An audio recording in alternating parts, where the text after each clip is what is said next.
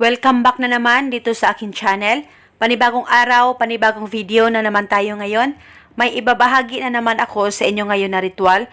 Ito'y simpleng gabay at simpleng pamamaraan at ito ay makakatulong sa inyo. At kung bago sa channel ko ay huwag niyo pong kalimutang mag-subscribe at pindutin ang notification bell para palagi kayong updated sa mga bago kong videos. Gusto mo ba na siya ay mas lalong mababaliw o mahuhumaling sa'yo? Malayo o malapit man kayo sa isa't isa? Gawin mo lamang itong ritual na ibabahagi ko sa inyo ngayon. Ito'y napakasimple at napaka-epektibong ritual, lalong-lalo na kung buo ang loob at tiwala niyo sa paggawa nito. Paikutin mo lamang siya dyan sa palad mo nang siya ay mas lalong mababaliw at mahuhumaling sa'yo. At ang ritual na ito ay pwede mo ito gawin sa kahit na anong araw o oras na gusto mo. Una, kumuha ka lamang ng kahit na anong kulay na panulat at isulat mo sa palad mo ang pangalan at apelido ng target o ng taong gusto mong gawan ng ritual.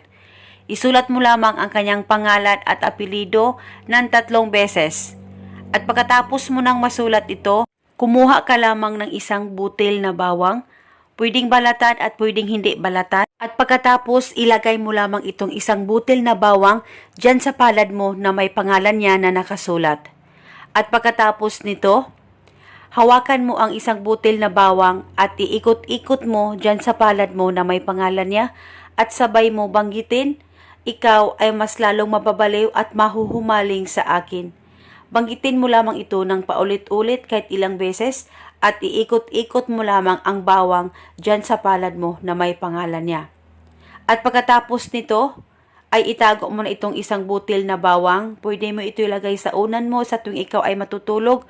Pwede mo rin itong ilagay dyan sa bulsa mo o sa bag mo. Basta itago ito sa safe na walang makakakita at makakaalam.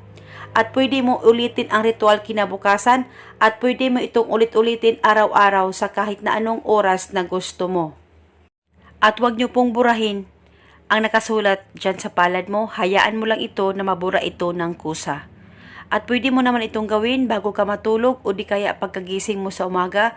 At huwag po kayong mag-alala kung ito ay mababura sa tuwing kayo ay maliligo at sa tuwing kayo ay aalis. Wala pong problema as long as nagawa mo na ang ritual sa araw na ito. At ito muna sa ngayon. Maraming salamat po sa panunood. May God bless.